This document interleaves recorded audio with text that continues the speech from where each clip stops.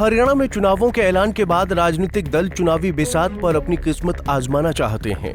इन चुनाव में अब उत्तर प्रदेश के राजनीतिक दल भी उतर आए हैं। सपा, बसपा, आजाद समाज पार्टी और राष्ट्रीय लोक दल प्रमुख रूप से सक्रिय हो गए हैं। जातिगत राजनीति से उत्तर प्रदेश में अपनी राजनीति चमकाने वाले नेता हरियाणा में भी जाति के सहारे एंट्री करना चाहते हैं। दरअसल हरियाणा की राजनीति में इस बार मुकाबला दिलचस्प होने वाला है। 90 सीटों वाली विधानसभा में कई राजनीतिक पार्टियां अपनी किस्मत आजमाने के लिए मैदान में उतरी हैं। इन चुनाव में उत्तर प्रदेश के राजनीतिक दल भी उतर आए हैं।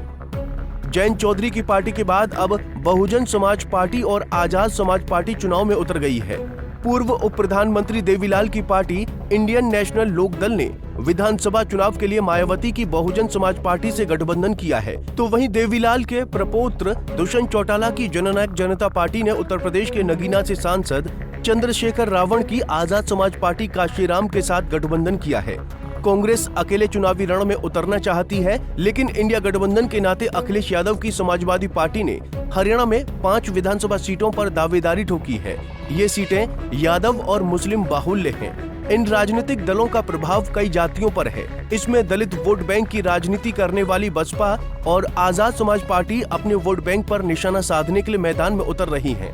हरियाणा चुनाव में इन राजनीतिक दलों का उतरना प्रदेश की राजनीति को बदल कर रख देगा। इनेलो हरियाणा में सत्ता से 19 साल से दूर है। इनेलो सुप्रीमो ओम प्रकाश चौटाला प्रदेश में सबसे अधिक 5 बार मुख्यमंत्री बने हैं। सत्ता में वापसी के लिए इनेलो ने तीसरी बार बसपा से समझौता का दांव खेला है। गठबंधन में 53 सीटों पर इनेलो चुनाव लड़ेगी और बसपा 37 विधानसभा सीटों पर उम्मीदवार उतारेगी। दोनों दलों की रणनीति जाट और पिछड़ा वर्ग समुदाय के गठजोड़ से नए समीकरण बनाकर सत्ता में निर्णायक भूमिका में आने की है। इन चुनाव में मायावती के भतीजे आकाश आनंद पर भी बड़ी जिम्मेदारी है। वहीं 2019 के लोकसभा चुनाव से ठीक पहले चौटाला परिवार में मतभेदों के चलते इनेलो से अलग होकर नई पार्टी जजपा बनाने वाले देवीलाल के प्रपौत्र दुष्यंत चौटाला ने अपने पहले ही विधानसभा चुनाव में 10 सीटें जीतकर बीजेपी के साथ गठबंधन की सरकार के साथ सत्ता में आए थे। लेकिन इस बार जेजेपी ने आजाद समाज पार्टी से गठबंधन कर मैदान में उतरी है। आजाद समाज पार्टी के मुखिया चंद्रशेखर आजाद पहली बार यूपी की नगीना लोकसभा से जीतकर संसद पहुंचे हैं। खुद को दलितों के हितैषी बताने वाले चंद्रशेखर आजाद जजपा के साथ हरियाणा में क्या कमाल दिखा पाते हैं, ये देखना दिलचस्प होगा।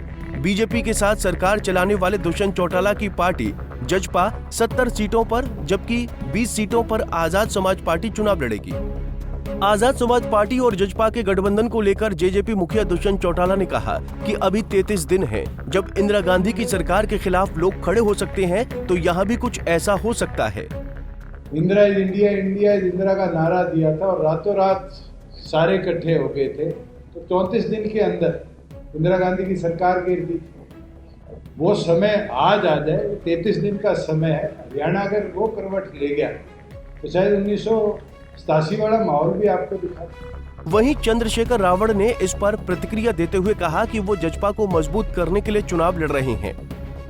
दुष्यंत जी का कद देखे ना, ये खड़े हो जाते हैं तो बहुत सारे लोग पीछे इनके पीछे ही खड़े दिखाई देते हैं। ये पीछे भी खड़े हो तो भी आगे दिखाई देते हैं। हमने ये जिम्मेदारी ली है कि हमें इनको आगे बढ़ाना, और मेरा विश्वास है आप अभी से रिजल्ट डिक्लेयर ना करें। आप हमारी मेहनत तो शुरू होने दीजिए कि आपका जनमत, जनता का आशीर्वाद जेजेपी और आजाद समाज पार्टी को मिल जाए, फिर आपका ये सवाल ही बेबुनियाद हो जाए। तो भविष्य के गर्भ में क्या है ये आपको मुझे नहीं पता है। हम लोग मेहनत करेंगे, और मैं फिर आपसे कह रहा हूँ हमारे हरियाणा के बहुत सारे लीडर्स यहाँ हैं। हमने मेहनत की है वहाँ घिस घिस के चप्पल, और हम लोगों के दिलों में जो है अपने संघर्ष से हमने जगह बनाई। मैं आपको विश्वास दिलाता हूँ जिस दिन रिजल्ट आएंगे आपके हर सवाल का हम लोग जवाब देंगे। आज हम ये कह सकते हैं कि हम लीड कर रहे हैं, पीछे नहीं। वहीं जयंत चौधरी के दादा का चौधरी चरण सिंह का ससुराल हरियाणा के सोनीपत गांव गढ़ी कुंडल में है। इसके अलावा चौधरी चरण सिंह का प्रभाव आज भी हरियाणा के जाट मतदाताओं पर है। वहीं इन चुनाव में हरियाणा के 22% जाट मतदाताओं को साधने के लिए बीजेपी जयंत की पार्टी को 1 से 2 सीटें दे सकती है। इस पर दिल्ली में बीजेपी केंद्रीय समिति की बैठक में चर्चा भी हुई है। चर्चा है कि बीजेपी आरएलडी को 1 सीट दे सकती है, जबकि इधर समाजवादी पार्टी के मुखिया अखिलेश यादव भी हरियाणा के रण में ताल ठोकने जा रहे हैं। सपा कांग्रेस से 5 सीटों की मांग कर रही है।